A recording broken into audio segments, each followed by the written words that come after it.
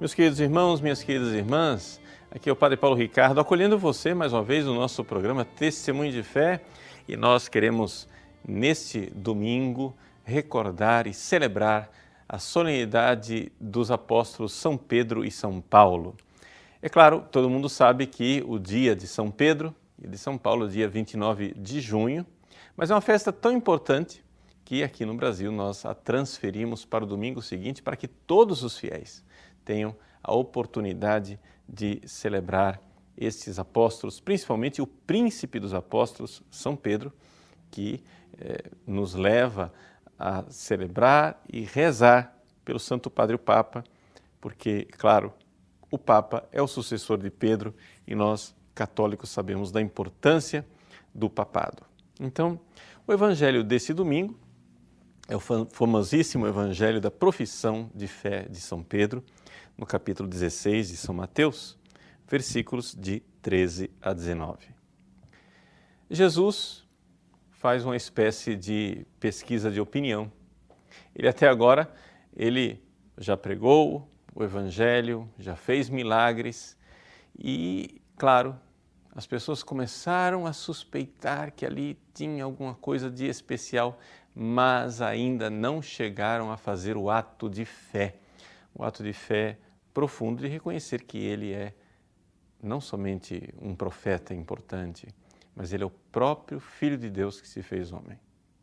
Então Jesus pergunta, as pessoas dão as opiniões mais disparatadas, dizendo que uns dizem que é Elias, outros dizem que é João Batista, um dos profetas, mas ali acontece um fenômeno extraordinário, algo de fantástico, que é o fato de que Deus Pai envia o Espírito Santo e São Pedro é capaz de realizar um ato de fé perfeito. Ele compreende perfeitamente quem é Jesus. E nesta resposta de São Pedro, capítulo 16, versículo 16, tu és o Messias, o Filho do Deus vivo, nós temos o núcleo, o centro principal daquilo que é o Evangelho de São Mateus. Em outras passagens do Evangelho de São Mateus, Jesus é chamado de Filho de Deus, mas nunca é chamado, como aqui, no original grego, de o Filho de Deus, com artigo, huios, tuteu. Isto significa algo muito importante, que a fé de Pedro reconhece, iluminado pelo Pai, que ali está não um Filho de Deus, mas o próprio Filho de Deus, o próprio Deus que se fez homem. E aqui está o núcleo da fé apostólica que nós queremos celebrar nesse domingo. É tão importante, gente, a gente compreender que nós precisamos lutar para manter a fé apostólica. Muita gente acha que basta somente ter uma opinião favorável a respeito de Jesus. Mas não é isso. Vejam, por exemplo, os espíritas. Né? Não se trata de aqui falar mal dos espíritas, mas simplesmente para evocar o exemplo dos espíritas. Os espíritas, eles creem, né? Eles acham, eles são da opinião de que Jesus é uma pessoa iluminada. Eles acham que Jesus é um espírito guia, é um avatar que foi escolhido por Deus para conduzir o nosso planeta. Eles têm Jesus em alta conta. Eles veem algo de positivo em Jesus. E, no entanto, eles não sabem e não aceitam que Jesus seja o próprio Deus que se fez homem. Portanto, eles não têm fé apostólica. A fé verdadeira, teologal, que vem deste ato extraordinário e maravilhoso que nós vemos aqui, de Deus Pai iluminar o coração da pessoa, iluminar a alma da pessoa para que ela possa dizer e professar: Jesus é o próprio Deus que se fez homem. Veja, por exemplo, os muçulmanos. Não é? Os muçulmanos, eles também têm Jesus em alta conta. Jesus é um dos profetas para eles. O Alcorão cita Jesus e cita elogiosamente, eles até aceitam que Jesus nasceu milagrosamente da Virgem Maria. No entanto, quando alguém diz que Jesus é o próprio Filho de Deus que se fez homem, a segunda pessoa da Santíssima Trindade, eles gritam imediatamente que nós estamos blasfemando. Por quê? Porque eles não têm fé. Eles não têm esta fé. Esta fé que surge no coração de São Pedro e que aqui Jesus diz com toda clareza no versículo 17. Feliz és tu, Simão, filho de Jonas, porque não foi um ser humano que te revelou isso, mas o meu Pai que está no céu. Esta revelação, esta intervenção divina, deixa eu usar a linguagem técnica, esta graça atual que recebeu São Pedro nessa profissão de fé, todos nós podemos receber. Deixa eu dizer mais, todos nós precisamos receber. É imperioso, é normativo, é obrigatório que todo verdadeiro cristão receba esta luz divina para que nós creiamos no Cristo como o Filho de Deus. Você precisa pedir a Deus essa graça. Eu creio, Senhor, mas aumenta a minha fé. Aumenta a minha fé. Vamos pedir a Deus que vá aumentando a nossa fé para que nós tenhamos esta fé apostólica. Agora, logo que São Pedro professa a sua fé, logo em seguida, Jesus mostra que aqui o contexto geral não vai ser um contexto de triunfo, de aplauso imediato desta fé. Não. Veja o que ele diz, não é? No versículo 18 e 19. Ele diz assim: eu te digo que tu és Pedro, e sobre esta pedra construirei a minha igreja, e o poder do inferno nunca poderá vencê-la.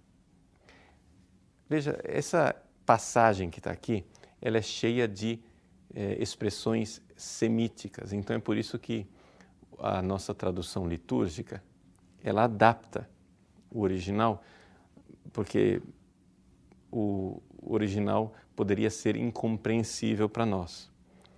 Mas é importante a gente saber o que é que está lá.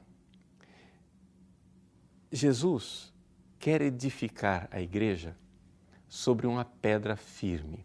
A ideia que está por trás aqui é a cidadela, ou seja, uma cidade que pode ser atacada e pode ser atacada por um outro exército. É importante que esta cidade esteja, né, construída em cima de uma pedra firme, uma roca forte, né? Uma pedra firme onde, uma vez atacada, ela possa se defender e prevalecer. Então, do outro lado tem uma outra cidade antagonista, uma cidade que é também bastante forte e que luta contra esta fé, que é a cidade do inferno. Aqui Jesus fala das portas do inferno.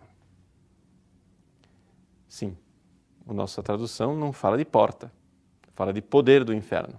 Mas é porque quando você constrói uma cidade e o exército vai tentar invadir aquela cidade, o lugar onde o exército de defesa da cidade coloca os seus melhores homens, os seus armamentos mais potentes, é na porta da cidade. Porque, claro, se a cidade está toda emmuralhada, é muito difícil você abrir uma brecha no muro. É muito mais fácil você ir na porta e tentar arrombar aquela porta.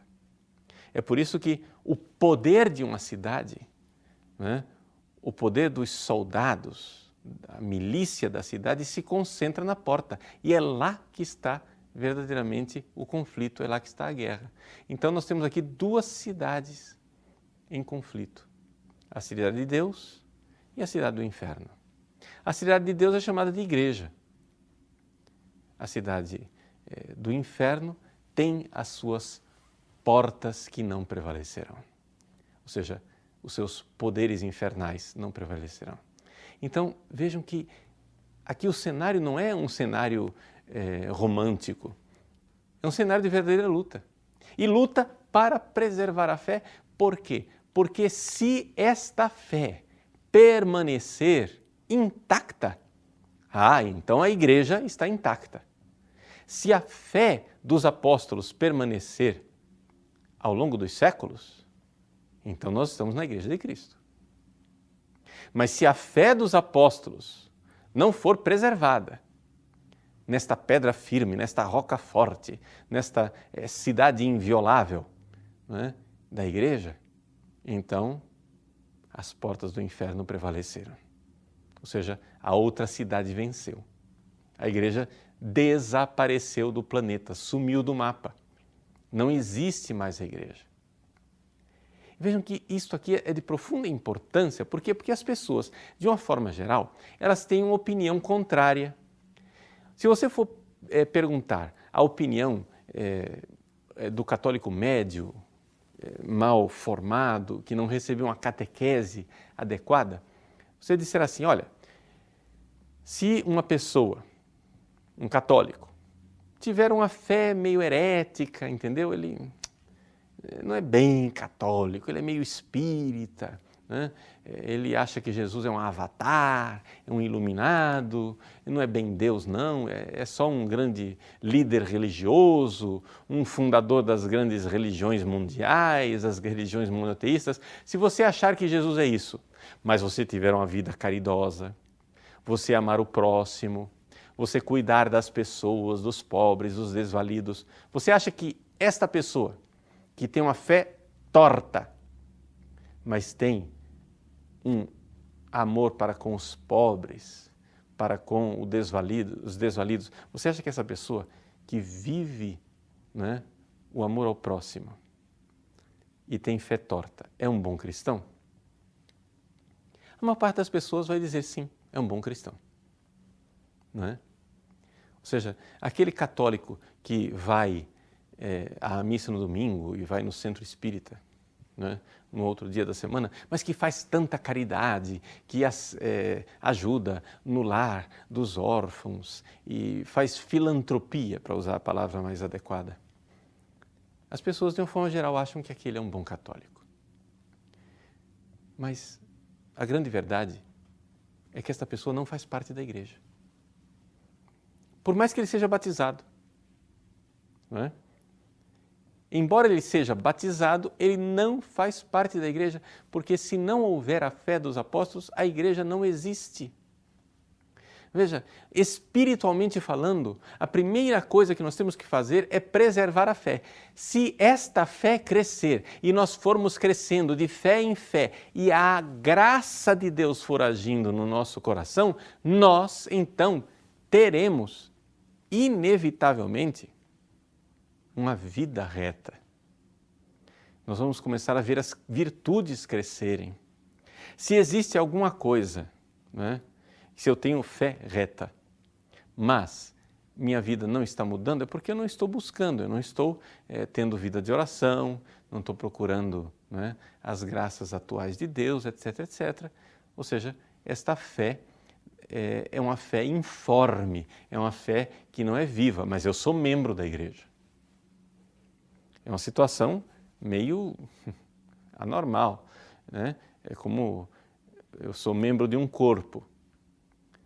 O meu cabelo é membro do corpo, mas é um membro quase morto, porque eu não tenho grande sensibilidade.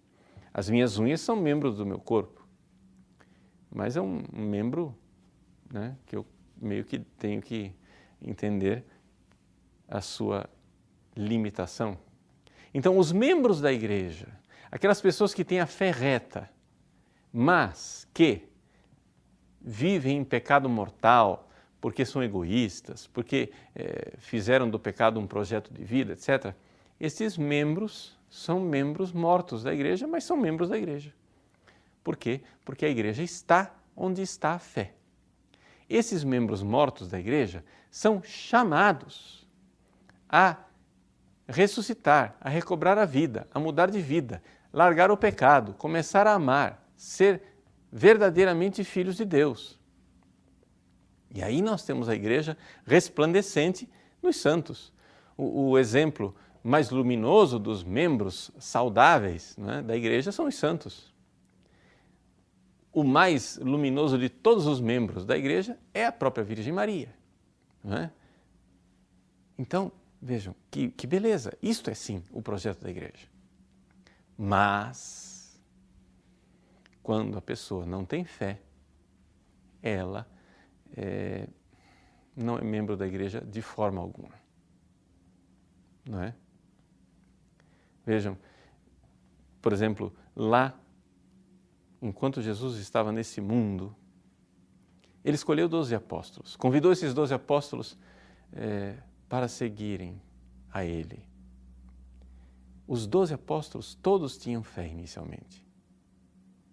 Mas se você for olhar, por exemplo, no Evangelho de São João, capítulo 6, quando Jesus começa a falar da Eucaristia, existe um apóstolo que 1 ano antes de Jesus morrer na cruz, perdeu a fé.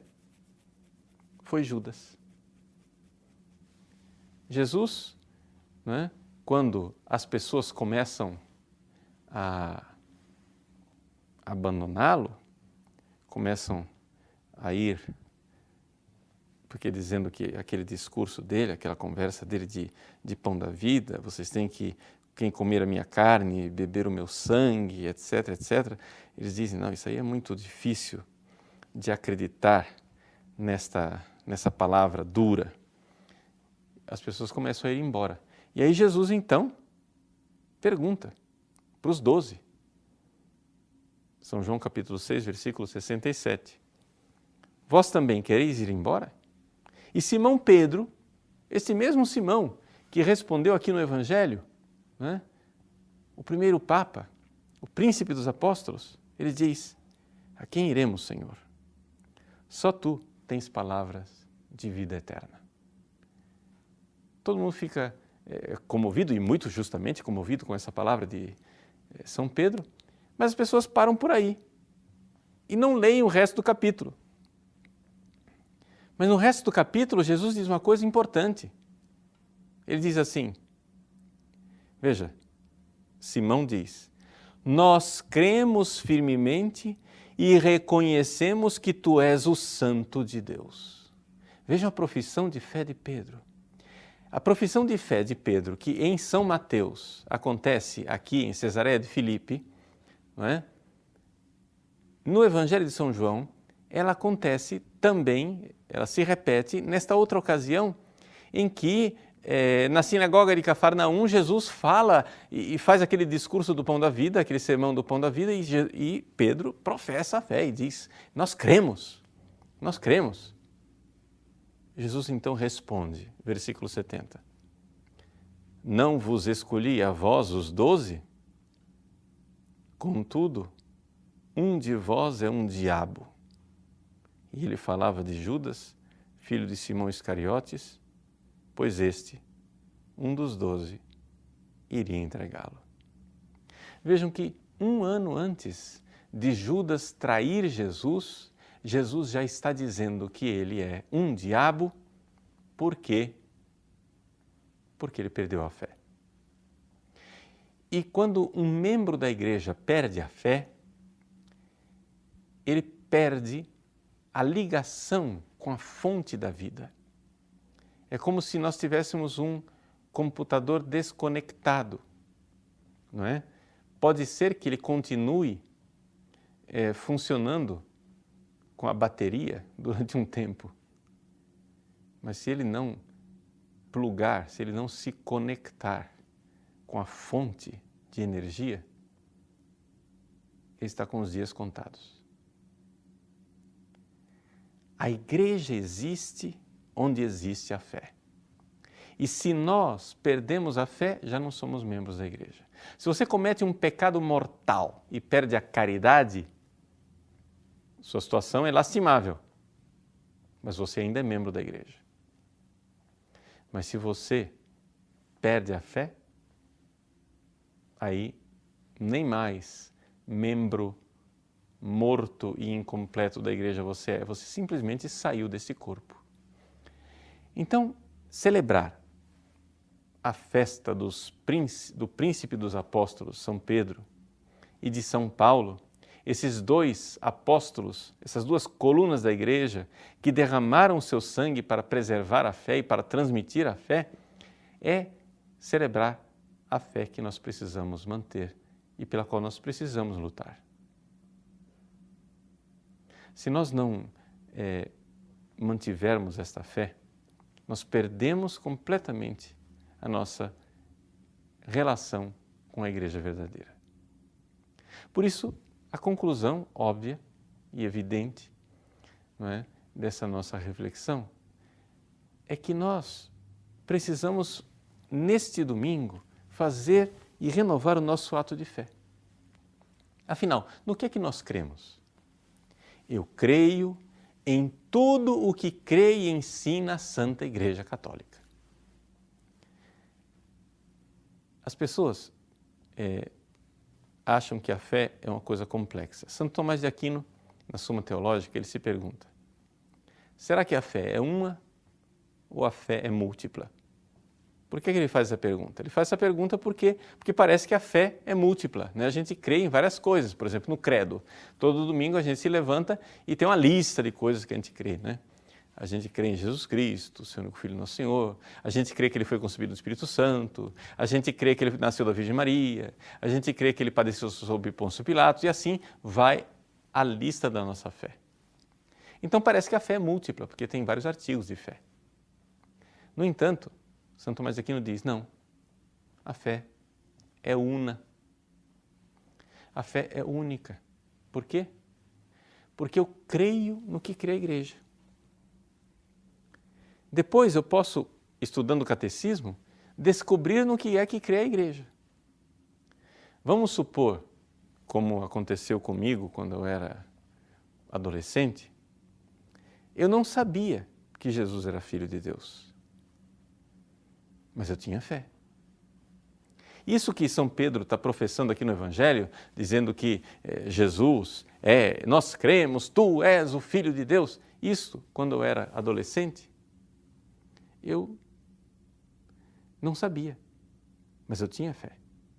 Quando alguém me alertou e disse que Jesus não era somente Filho de Deus, ele era o próprio Deus que se fez homem, eu protestei na hora, dizendo, não, imagina, Jesus é um homem, ele não é Deus. Mas aí eu fui para casa, abri o catecismo, e quando eu abri o catecismo e vi que a igreja ensina, que a igreja crê e ensina que Jesus é o próprio Deus que se fez homem, eu mudei de opinião na hora. Por quê? Porque eu tinha fé. Porque a fé é una. Você crê no que tudo, absolutamente tudo que crê e ensina a Santa Igreja Católica, e nesta fé eu quero viver e morrer. Ponto e acabou.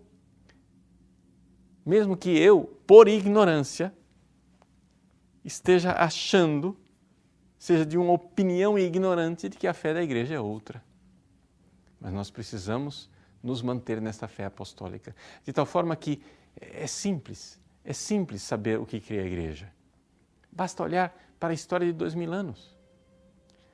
Quando as pessoas vêm com certas opiniões, assim, esdrúxulas, vêm perguntar, mas padre, qual é a fé da igreja? Como eu sei qual é a fé da igreja? Bom, pergunta qual é a fé do Padre Pio. Depois pergunta qual é a fé de São João Bosco, a fé de Santa Teresa d'Ávila, a fé de Santo Tomás de Aquino, a fé de Santo Agostinho. Ora, quando você vê que todos eles creem naquela única e mesma coisa, você sabe qual é a fé da igreja. Você olha para a igreja de 2000 anos. Mas se vier um anjo de São Paulo pregar um evangelho diferente daquele que você recebeu, não creia nele. Manda esse anjo embora. Por quê? Porque esse anjo é um diabo. Então, que alegria celebrarmos estes dois apóstolos, essas duas colunas da igreja e renovarmos a nossa fé apostólica. Creio, sim, creio em tudo que crê e ensina a Santa Igreja Católica. Deus abençoe você. Em nome do Pai, e do Filho, e do Espírito Santo. Amém.